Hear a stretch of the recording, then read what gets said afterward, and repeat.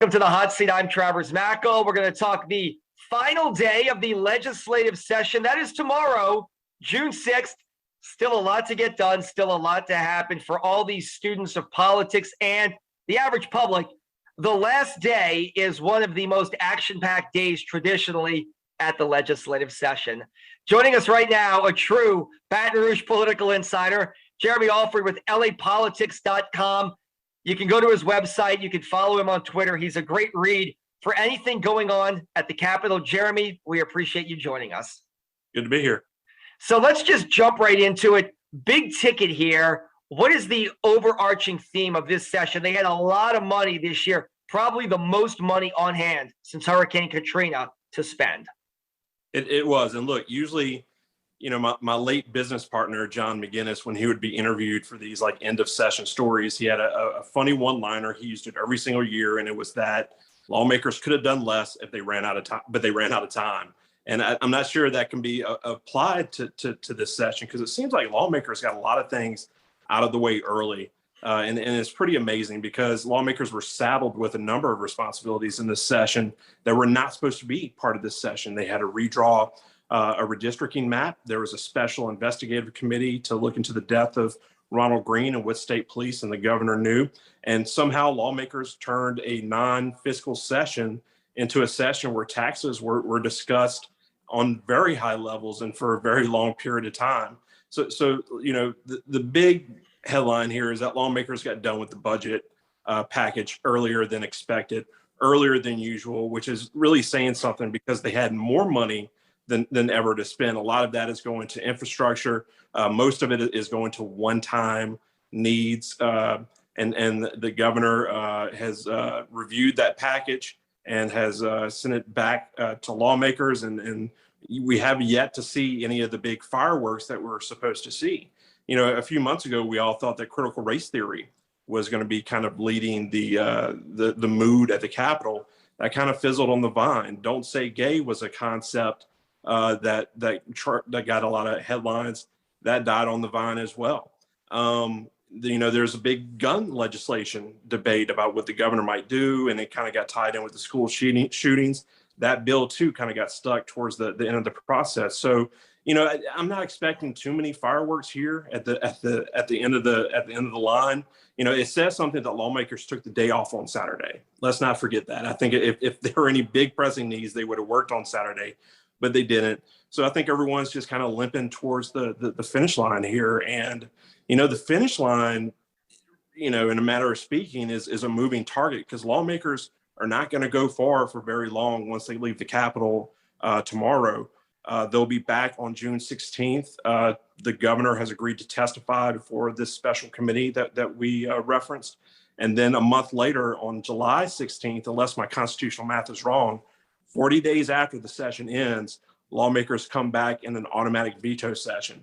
We'll have to wait and see where the lawmakers decide to cancel that or not. Right, because, I mean, look, John Bell, the governor, could veto the transgender sports bill. I know is something he could have his eye on, and this arming teachers in the classroom. And let's jump into that, because it's been a big talker, especially here in Metro New Orleans.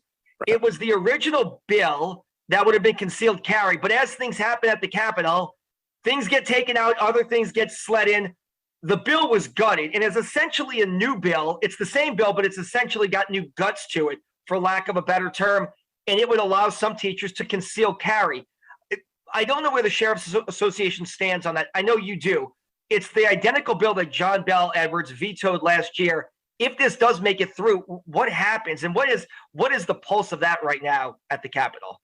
So the two big policy areas where you want to watch for the veto is going to be on the transgender athletes legislation, and also on a pair of abortion bills that are making their way through the process and are more or less on the way to the governor. The governor has signed pro-life bills in the past.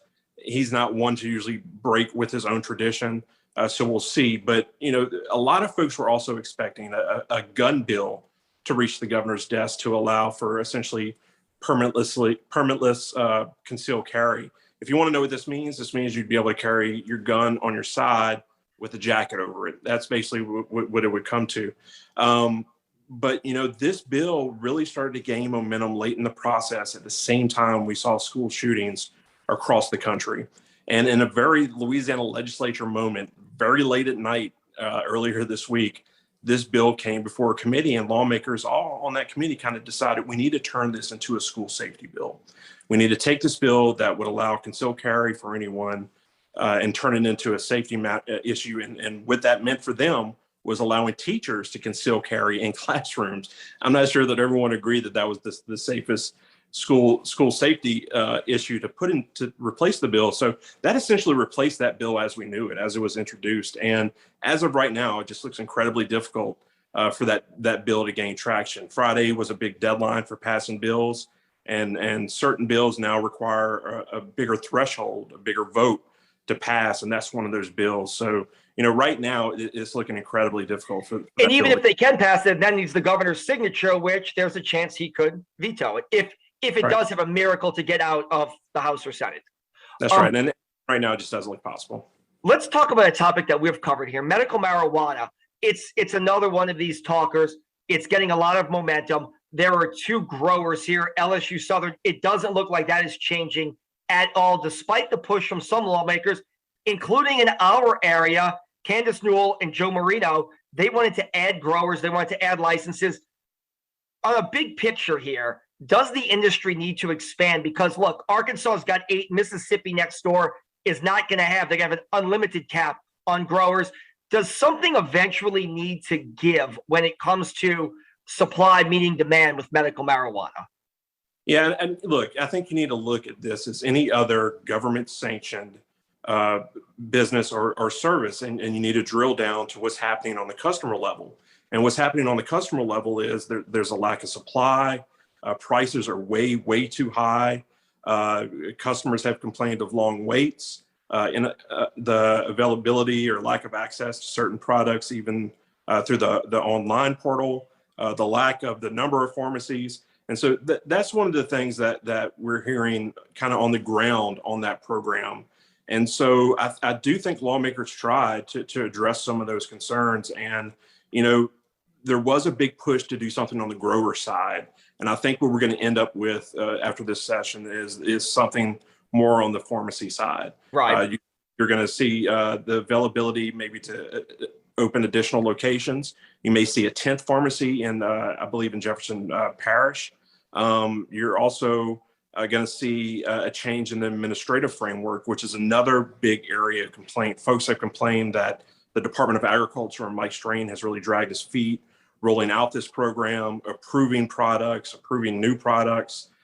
So another thing that gained traction in this session was moving the administration of the medical marijuana program from the Department of Agriculture to the Department of Health. So, those are some pretty dramatic changes. And we talk about this so much and we read about it so much, but we all forget it was just January when flour was introduced to this program, and then it has exploded. So look, I think this is going to be a perennial issue at the Capitol for the foreseeable future. I think every session will bring with it issues related to recreational in the future and medical marijuana. Let's talk about another big. We're in hurricane season. Another big ticket here. Hurricane Ida, LDH. I know Joe Stagney, a representative from Kenner, dumped a bunch of LDH recommendations into a bill. Kirk Talbot had a bill as well, trying to make sure that nursing homes in storms better had practices and procedures in places when they deal with evacuations. Do most people feel at the Capitol that's a step in the right direction, that this was an industry that, I don't want to say skirted rules and regulations, but we all saw tragically what happened in Tangipahoa Parish after Ida? Is the feeling at the Capitol that at least if you have a loved one in a nursing home, there are going to be better rules and regulations in place to keep them safe if they have to be evacuated? Yeah, I mean, I do feel like those involved in this issue feel like there has been forward progress over the last 2 years. And I do feel like lawmakers feel like the industry has come to the table to work on some of those. But I think, again, that's one of those issues that we may hear about again in the 2023 regular session.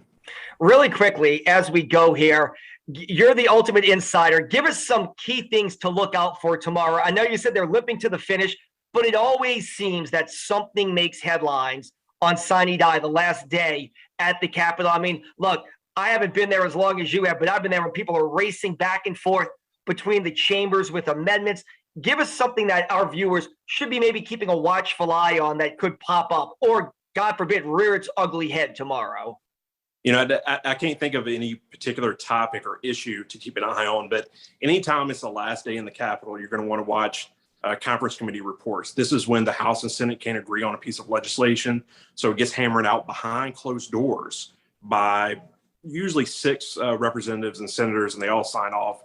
Then that report goes back to the bodies to vote on, and that's usually sometimes dramatically different than what it's introduced as. And I've seen friendships end over things that were snuck into conference committee reports. So that's probably what I'll be watching. But after, you know, going through the last couple of years of sessions at this Capitol, the only thing I'm going to be watching is the clock tomorrow.